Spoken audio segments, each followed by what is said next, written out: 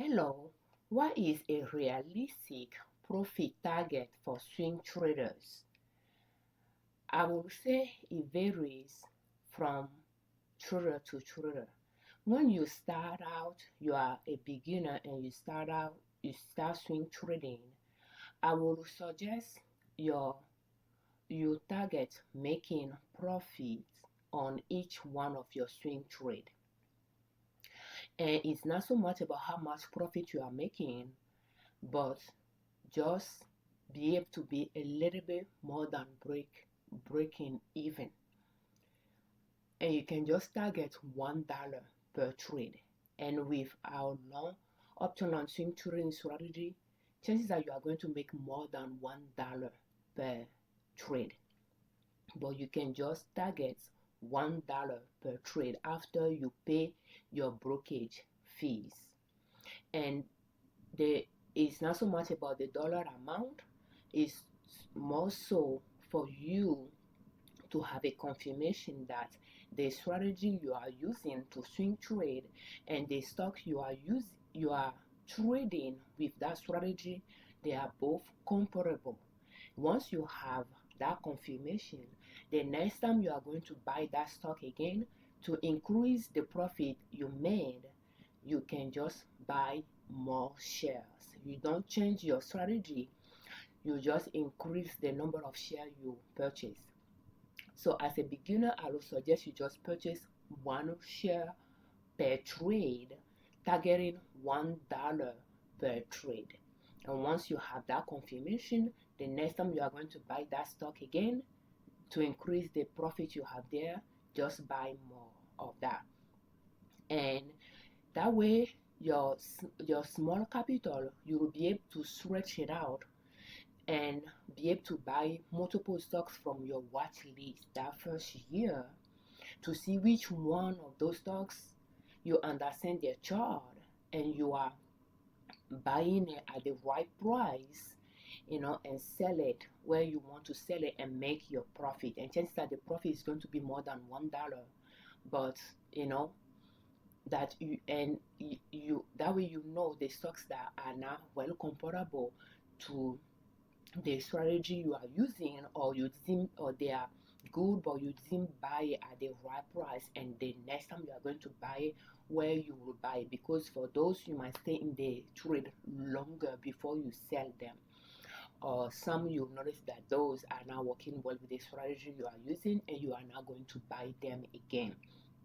But sometimes it's by trying that you can actually say that this stocks does not work well with the strategy you are using. So you'll be able to practice that strategy, and you'll be able to practice it against stocks that you want to swing trade.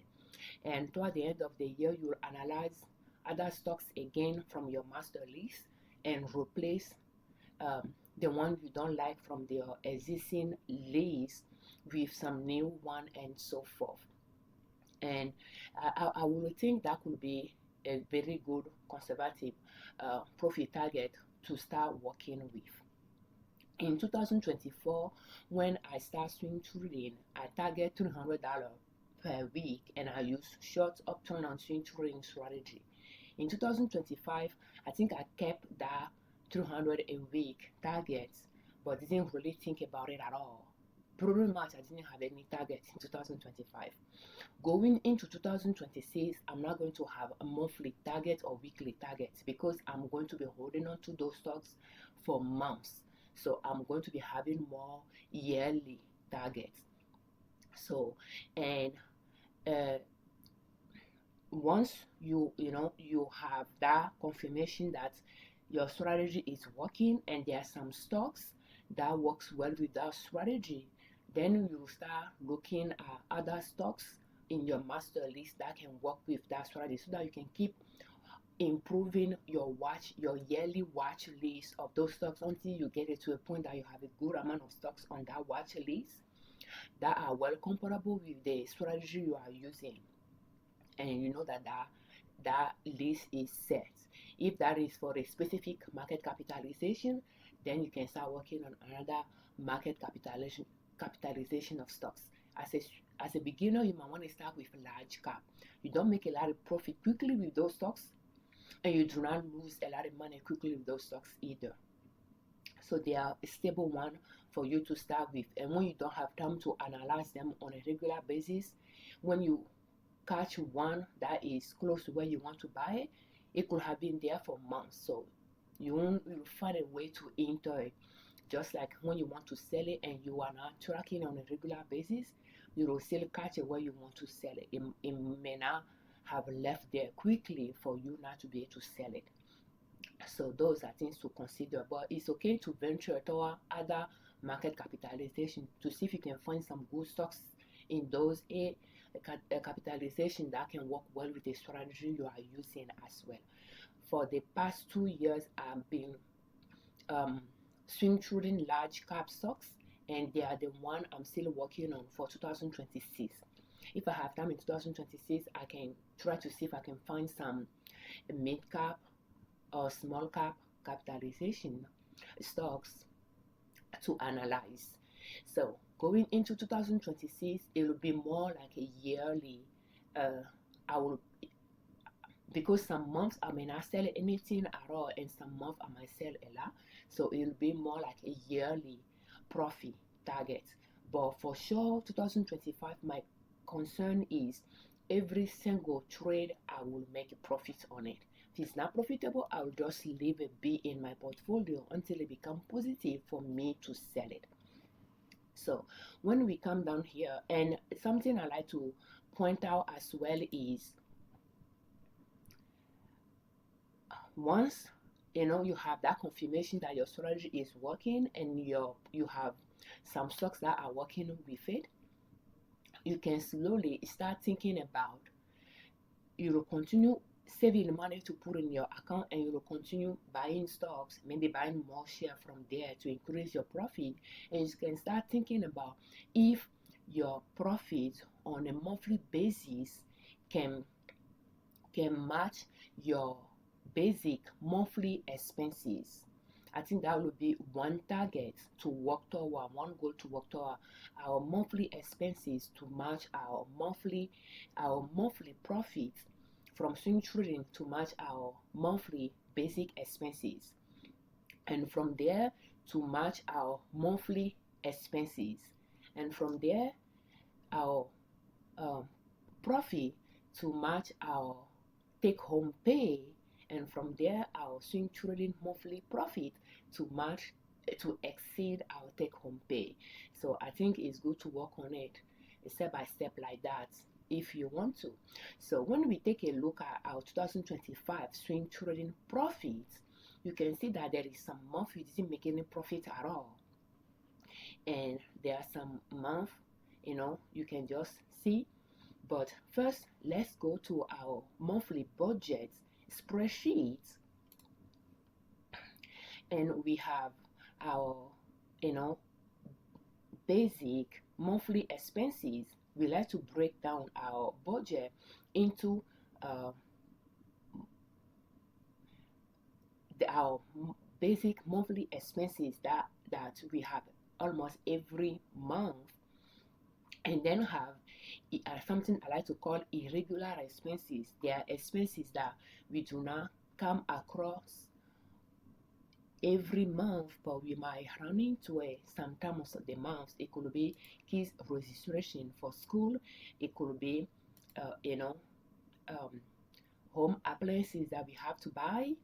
It could be furnitures. It could be, I think I need to, oh, I have not put it here. We purchased some computers for the kids. In fact, I purchased computer this year, and we purchased computer for the kids, laptop for the kids. I think that's where that will go. So, but then like you have plumber, and yeah, purchases for the kids are this month. So that we have not put in December anything just yet. So yeah, and you have your pipe has issue, clogged, you are going to call in plumber. Those type of expenses and we bought shovel because we have 2 snowstorms already. So we bought shovel so that the kids can help shoveling snow. So, and yesterday they all shovel with us, my husband and I, so that we can get it done quickly. So, and those expenses, my husband bought those shovel, one yesterday, one maybe 2 weeks ago. So they are going, or a week ago. So they are going to go in those, that area, for instance. So those are things that we do not do often, or siding, roofing that we did this year. So, and I think there is a portion of that expense that needs to be added to it, and tax and all those. So those are irregular expenses. So the first is to first have your basic expenses that you pay for almost every month, to have your swing trading on a monthly basis to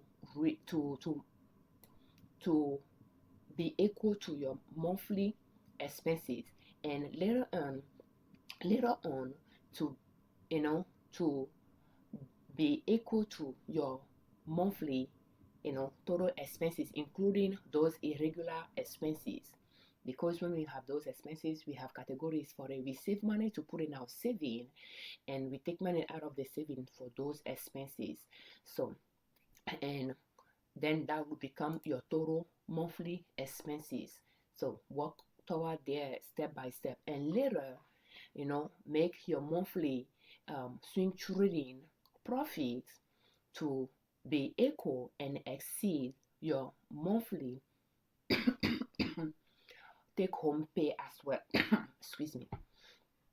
So when we take a look at our monthly expenses here, we have a budget, and then later we'll usually put the budget down, and later we'll replace them with actuals. And so we can work with the budget. The budget is about 1,500. So therefore, we will go back to, it's 1,500, but we can just go month by month, and you can see that some month we exceed that, and some month we didn't. We increase our grocery budget from August to 600, from 500 earlier this month, and last year was 300, that our 350 that our grocery budget was. So, and we included to 500, so that we can just have a grocery list to buy from, instead of trying to see what is on sale, to purchase those and see what we are low on, and to buy, like trying to, with $300 you have to buy things on sale, pretty much what is on sale, and things, and cook around it, and we cook from scratch. So, and I do not really have a brain power for that. So therefore, since my husband does the shopping, I suggested we have a budget that can allow us that once I have the grocery list printed out, he can just make the purchasing. So because a lot of time I will not have the grocery list for him to do the shopping when we are doing the 300, because I had to check what we have, what we do not, what we are low on, and write those things down and see what we can buy with the amount we have, what is on sale that we should profit on, and so forth. If there is a birthday, to focus on those purchases. But this year I decided that maybe just have a fixed dollar amount, and use about price without saving when things are not on sale, to build our budget. And we did it with 500 for half of the year or so, and then I decided that is not $500 is not enough. Let's increase it to 600, and we did that as well. So for everything we buy could total to 800. Therefore, I divided to 2 so that we have even and odd months. That way, I can have certain things that I can break. We might buy in 1 month and not buy in the other. And then have that list so that we take cash out for our groceries. That way I won't have to, you know, to keep track of those small expenses as they are going through, but the grocery area will remain that fixed dollar amount. And and that's that. So those are pretty much, irregular expenses. No, those are basic expenses, and that's that.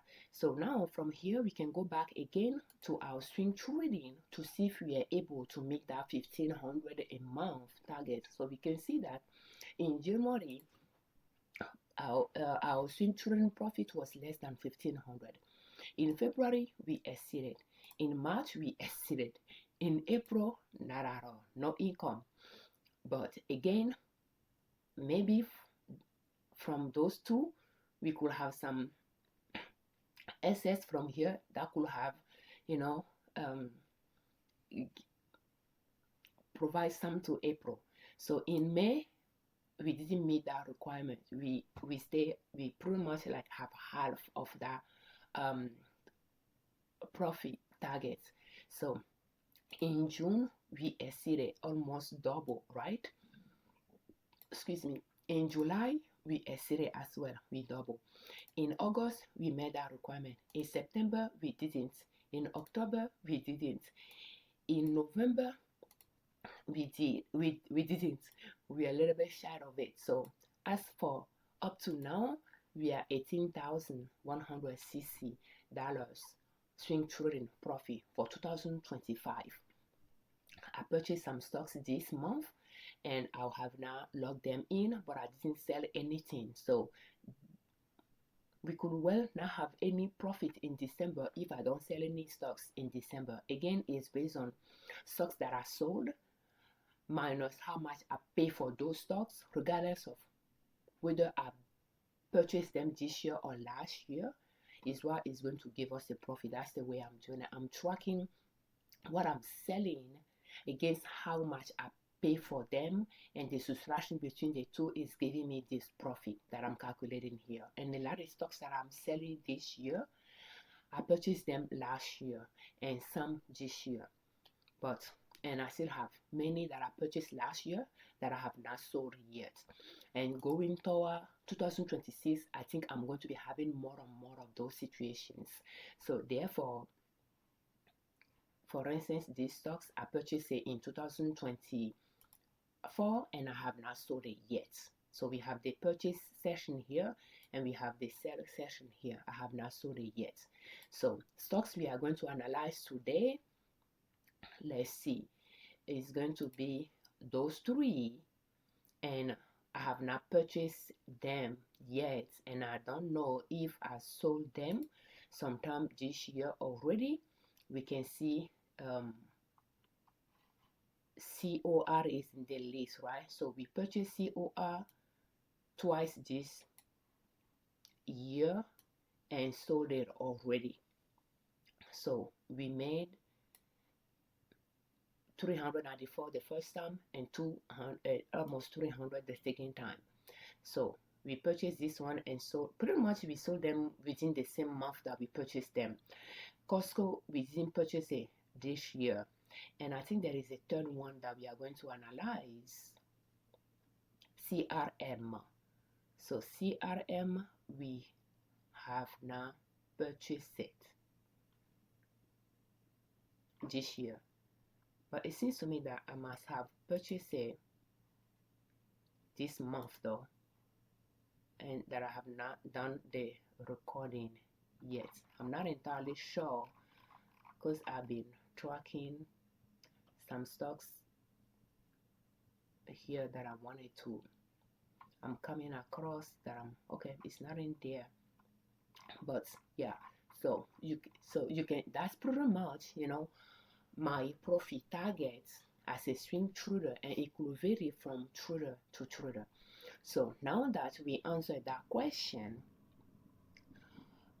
let's go to, and later on after that, you can see that irregular expenses can be, quite heavy sometimes.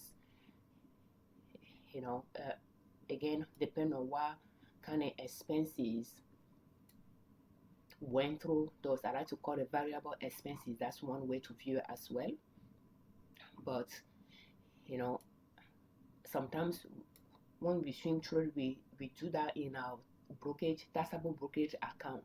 So we pay estimated tax, and it comes out of our saving as well. And this is recorded here as well. So it could be heavy on some, on some month. In addition to that, property taxes will go through some months as well.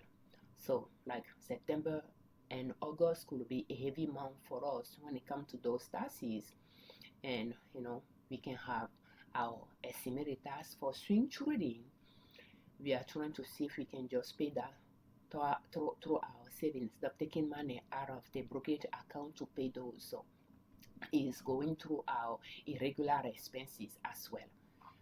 But yeah, so it can make irregular expenses a heavy. And the way I like to suggest when you are doing your budget is estimate for the year what those expenses will be and divide that by 12 to see how much you'll put in your saving every month to be able to pay for those expenses when the month comes to pay those expenses, and regularly save for it.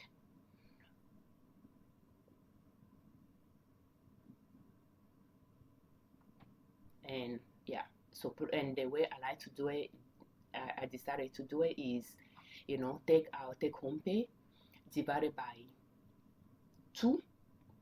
Half of it can go toward our swing trading.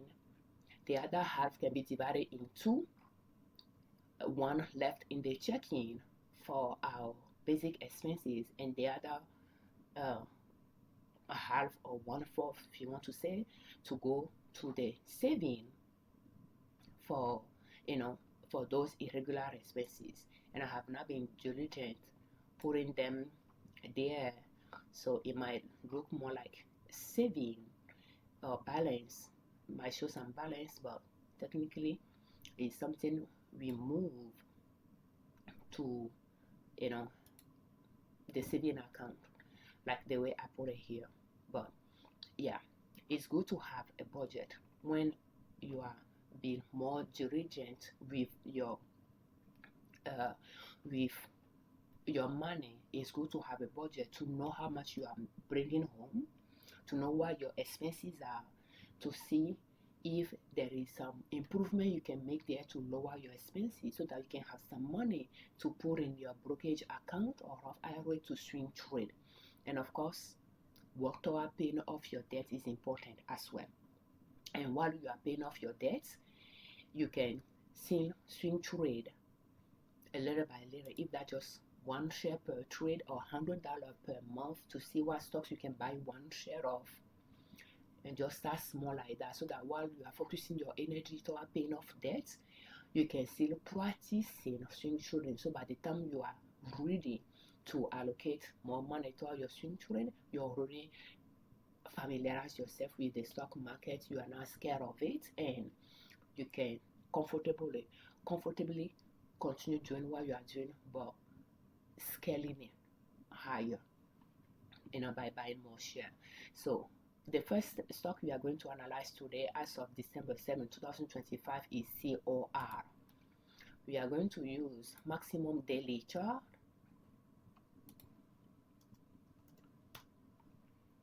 So COR, we like to purchase a nest at those 3 land that we consider being the valley land, and right now it reached a new high there and start going down, but it's not there yet. The first 2 times we sold it this year is there. We purchased it around this support line, we sold it there.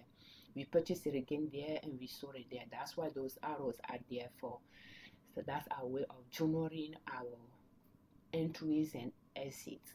So Friday, when the market opened, it was it closed on green. The price at the end of the day was higher than the price in the morning when the markets opened. It was green, but still, when you look at it in overall, the chart is going down. So I don't know if it's done climbing up. It's on its way down. It has been going up since earlier this year. We have the date on the x-axis from the past to the present, and the price on the y-axis from 0 up. So here is April. It touched base with this valley line or support line supporting the upside wall of the mountain in April. It has been going up ever since. So maybe it's done and it's on its way down. We are going to keep an eye on it. So with the strategy we are using, it is not a buy for us. The next one, and you see the way we got out of it, we bought it because we are not entirely sure if we are buying it at the right line here. If that's supporting the upside wall of the mountain, at some point it will pull up below. So we sold it when it reached a new high. It pulled back, we bought it again, and we sold it when it reached a new high. But getting out of it too quickly, do you see? It continued going up for the rest of the year before now it's going down again. That's why to going to 2026, buying it at a long uptrend line that I'm calling the valley line, and wait until it pass the first new high, and then stay longer in the trade, comparing it to the previous time, how far up it went before it pulled back. The time frame is spent going up to decide how long we want to stay in the trade before we pull back. And for some stuff, it could be more than a year. For some, it could be months. So therefore, I'm not making a monthly profit target for my swing trade, but it's going to be yearly profit targets. And still, I'm going to target making more than our basic expenses. And again, when we come back here, so far as of year to date, for our monthly expenses, the basic one, we have 15,000 there. And when we go back to our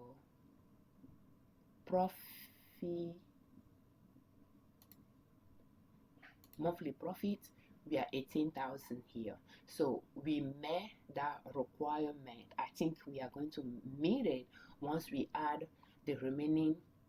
We still have some month of expenses to work on. So I had to say that my husband and I, let's see, last time we work on our expenses, we work on up to September, so we are a little bit behind it. But I was able to put some actual costs in for October and November, but we have not really worked on those yet. So we still have like 3 months budget to work on to finalize them. But mostly it's just going to be pretty much, working on those and put the budget that we have somewhere here for December and work on those actuals here. But yeah, we are a little bit behind those, and I put the budget there and replace some with what has been paid already, but we have not taken those expenses out just yet, but they have their place here. But yeah, so I think we could well have met that meeting that fixed expenses, our profit target to meet that fixed expenses. I think we could have met that requirement for this year, and we can still set it for next year and go from there. So Costco is the next one.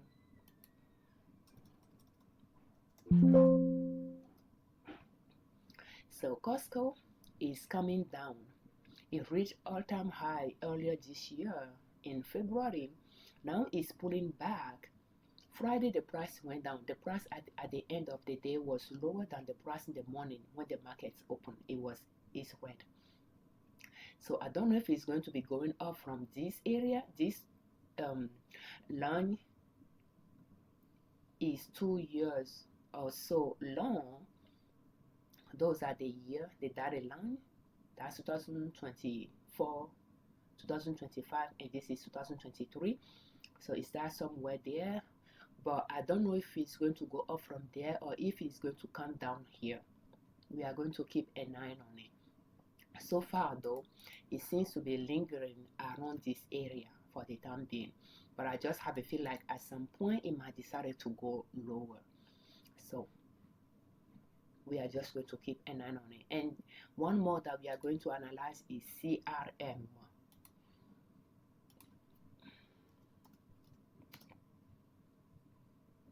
Okay, so CRM, Friday the price went up. So it reached all-time high in 2024 toward the end of it.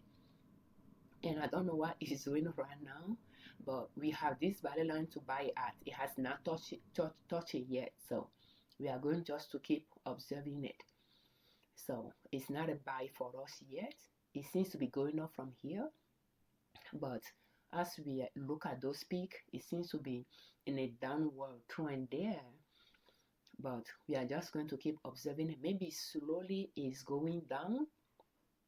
Tend to do something similar here. Slowly it was going down, and you know it has been on this journey for 2 years now. So if it has been growing for 2 years, maybe, and here it took 1 year to come down.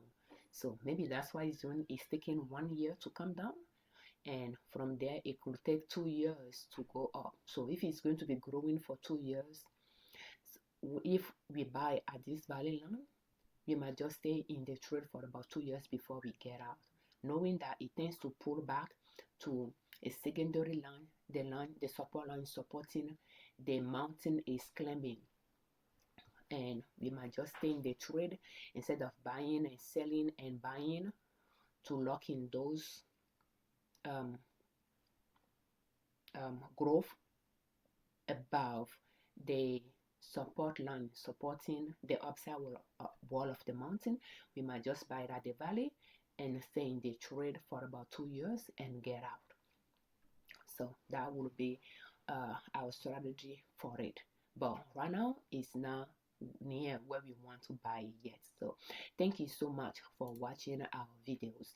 We thank you for all your comments, and keep in mind that with those stocks that we sold, we have a bunch more in our portfolio that are negative, and I like to call them unrealized losses, and they are going to remain there until they become profitable for me to sell them. That's why we still have some we purchased in 2024 that we have not sold them yet, and some we purchased this year that we have not sold them. Some of them are negative, some of them are positive, but we know they can be more positive. So, and they are going to be there. And some of them were negative for the longest time and became positive, and we sold them this year. So that's why it's very important to focus on creating your watch list with quality stocks, because when they are quality stocks, there is no need to rush to sell them to lock in your losses when you purchase them and the price dip. Just let them be, because you know they're not going anywhere. They might just become an investment in the portfolio until they become positive for you to sell them. For that reason, we swing trade with our money. We do not use margin. Even though the account is qualified for it, we do not use margin. I know the fee on it, the rate is 12%. I don't know what that 12% is. Is it 12% by year, 12% per trade, 12% per month? I'm not entirely sure. But I just prefer we save money and send it to a brokerage account and swing trade with it. And with the strategy we are using, long option and swing trading strategy, our money gets trapped in the stocks longer because we are holding on to those stocks for months before we sell them. Therefore, we are going to continue saving and put in the account. So at some point, the account does not have cash available to buy stocks. And that's one thing I realized this year compared to last year when I used short option and swing trading strategy, buying and selling every few days. That's why that 300 a week profit target makes sense, because I was selling quite a bit and buying quite a bit during the week. But with this strategy I used this year, when some month I didn't buy anything and some month I didn't sell anything, yeah, very quickly I noticed that we do not have cash available in the account because they are in the stock we purchased that are sitting in our portfolio. Thank you so much for subscribing to our channel. I'm Afiavi Liberman, creator of Liberman Consulting L.L.C YouTube channel and ninasoap.com, our blog. On our channel and on our blog, we share different ways to save money and different ways to make money to reach your financial independence, where you do not depend on an employer to provide for your family. And swing trading is one way to make money. Just start small and grow your account from there. For more of our swing trading strategy, will you please check the playlist in the description of this video. We have a small group online workshop that we organize. If you are interested, will you please check our online store, our download online store, liberdownload.com. And yeah, to reserve a spot. Thank you so much for your time. We'll have the links in the description as well.